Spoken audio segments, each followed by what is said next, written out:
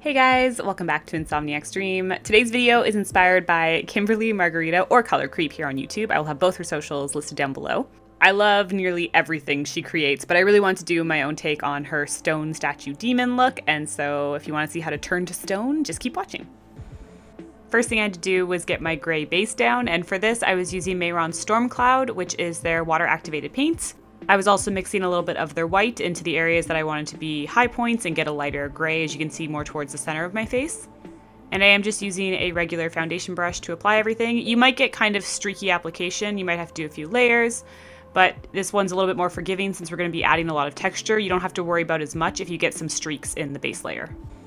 To help the hair match, I figured it was easiest to use my own hair, but in order to make it easier to paint on, I did want to kind of essentially harden it. So I was using Got2b's Blasting Freeze Spray, which is a really strong hardening hairspray, as well as their glue, which is meant to be for like Liberty spikes, but again, it just hardens down to a strong hold on your hair, and this will give you a better surface to paint on top of. I was also using a comb throughout to not only grab all of the hairs to make sure they lay down flat, but also to kind of help give that much more clean, straight line feel that you might get if you were actually to be sculpting hair out of stone. And then once you've let it dry fully, you can go ahead and paint on top of it with the same water activated body paints. In my experience, this comes out really easily in the shower, but you might always want to do a little like patch test on a piece of hair just in case you happen to have very porous hair that will grip color. You might end up staining it, so it's always good to just check, but I have never had an issue with it.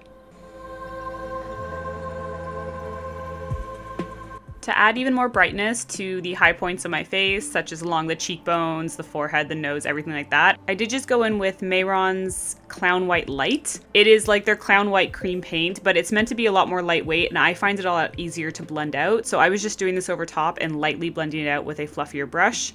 You want to use a really soft hand here because you don't want to accidentally lift up the color underneath, but if you kind of just go in softly with little tapping motions, you can tend to get it to kind of blend out nicely.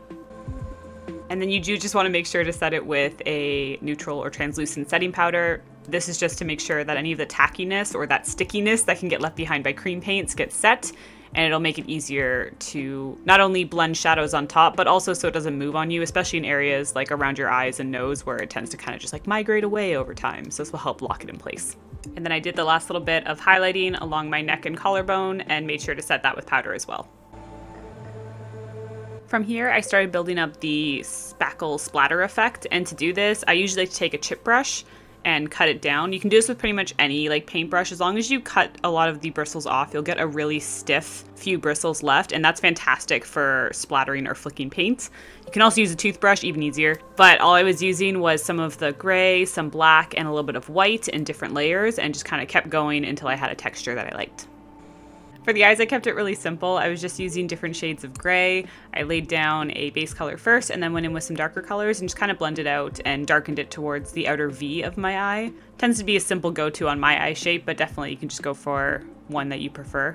As long as you go a little bit darker than the base gray tone of your skin, I find it gives just enough definition around the eyes to help them stand out. I carried the shadow underneath as well, and then went ahead and did a pretty excessive winged liner. I'm liking the really giant wings lately. Don't know why, just keep doing them. So I did the liquid liner, and then I followed along my upper and lower waterline with a black pencil liner to again just give a little bit more definition.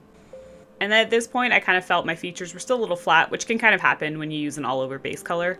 So I just took a bit of gray on a fluffier contour brush and went along my cheekbones, sides of my face, nose, stuff like that. Anywhere that I thought could use just a little bit more help being better defined by adding a bit of shading. I may have missed recording the first few cracks in the stone, but the rest all follow the same process, so we can just pretend that I started at the exact right point. All I did was take a black body paint on a detail brush and start creating different shapes for the cracks. Just know it's kind of like veining. I was making them a lot bigger though. As well as with cracks, you want to do a little bit more of straight lines as opposed to organic lines like you might get with veins. It's a subtle difference, but it just makes more sense if you were to actually break apart something that is a hard surface, it's going to create more jagged geometric types of lines as opposed to really like squiggly, wiggly lines. To define the cracks, I did some of the gray that was my original base color along the bottom, and then I did white along all of the top of the lines. The gray will kind of fade down to almost disappear, but it'll just give a really clean line against the like splatter effect we did, and then the white will actually stand out as a highlight.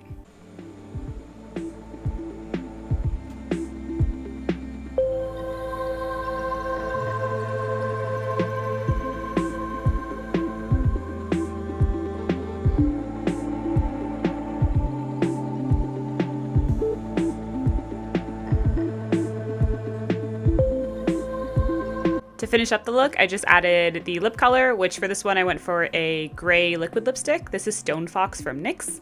And then that was it. Again, huge love to Kimberly Margarita for being a constant inspiration. And thank you guys, as always, very much for watching. I'll have everything I use listed below if you're interested. Sorry for missing last week. It just got really crazy with the shop anniversary, but I will try and make it up to you with an extra video coming up this week. So thank you guys very, very much for watching. I, of course, will see you next video. So until then, bye guys.